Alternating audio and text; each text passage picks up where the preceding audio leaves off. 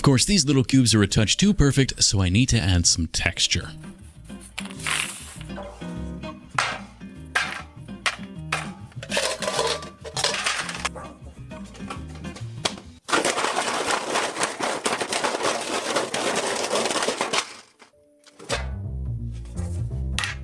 And with that, I can quickly and loudly give my cubes a nice, smooth, and natural texture.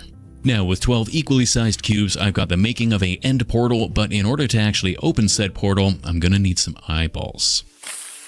This is a cabochon, and it's basically just a little glass half-bead. Well, no, it's not basically a little glass half-bead, that's literally what it is. And it's gonna be my eyeball. I'll start by painting a slightly wonky black slit in the center that I can then build up the color on top of by sponging some light green, followed by a dark green, followed by a light blue, followed by a final full coat of dark blue. Then once it's dried, I can flip it over and admire what is a pretty damn perfect little ender eyeball. I can then take this eyeball and press it into the foam cube, deforming the foam so that the eyeball sits neatly in its little crater.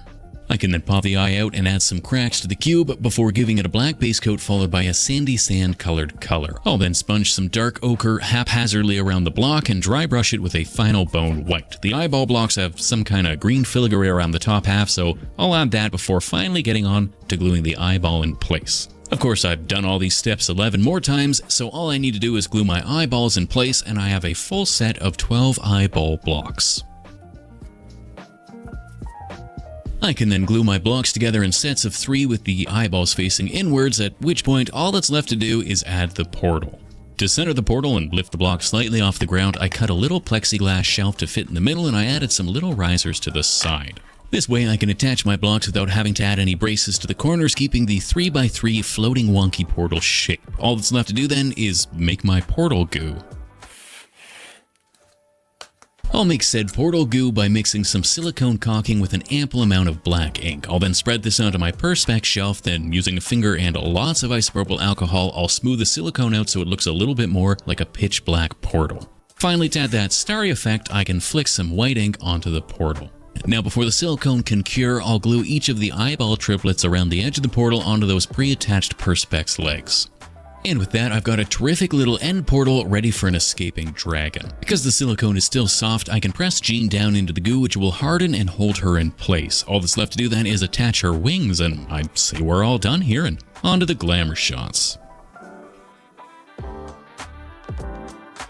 As always, a big ol' thank you to the fine folk over on Patreon, and a special hey how are you to the newest of them, Stephanie equals awesomeness, the Necromuncher, Cheerio and his brother Incognito, Noah and Izzy J, Pixie Sticks Art, Towley, Victoria Chrisman, Pixel Panic, happy birthday CC Wah from Talon Sword and Sistrip, Anno Theral, Kyle D. Hargrove, Rachel Chast Haribo, Alexandria Zubia, Nicole Schwan, Sticky Fry Rice, Kiyo Mori, Cerberus 6, Emerson, and Corn Dog.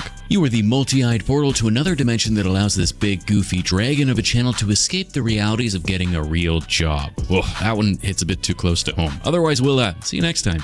Cheers.